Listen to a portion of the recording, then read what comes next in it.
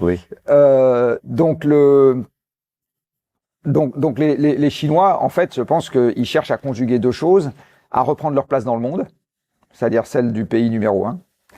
Et par ailleurs, comme c'est un pays planificateur d'ingénieurs, ils cherchent également à se mettre en bonne position face à la contrainte. Alors, il y a deux manières de se mettre en bonne position face à la contrainte. C'est accaparer ce qui reste. Donc, ils le font de manière beaucoup plus subtile que les Américains, parce que eux, en fait, ils font pas la guerre. Ils se débrouillent pour avoir une domination économique. Et les Chinois planifient.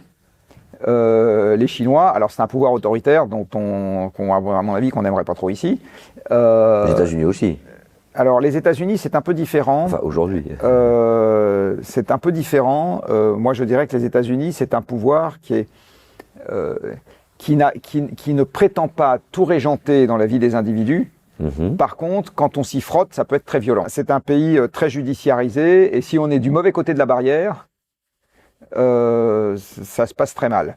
Alors que la Chine, j'ai envie de dire, il y a un mauvais côté de la barrière un peu pour n'importe qui. Mais donc c'est un pays qui planifie, et c'est ça qui lui donne aussi un avantage énorme. Là, en fait, on est en train de se rendre compte en Occident des limites de l'économie de marché, où on a dit l'État n'a plus à se mêler de la conduite des affaires économiques, c'est les acteurs qui vont s'en occuper.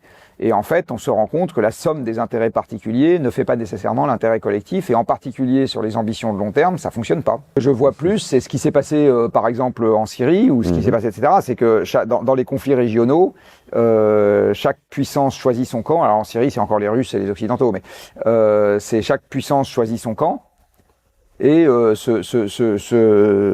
donne à son camp les moyens d'essayer de taper sur le camp d'en face qui est soutenu par la grande puissance d'en face. C'est-à-dire qu'à partir du moment où une grande puissance a choisi son poulain, son dauphin, en général, le camp d'en face vient aider le belligérant d'en face. Voilà, c'est un peu comme ça que les choses se passent.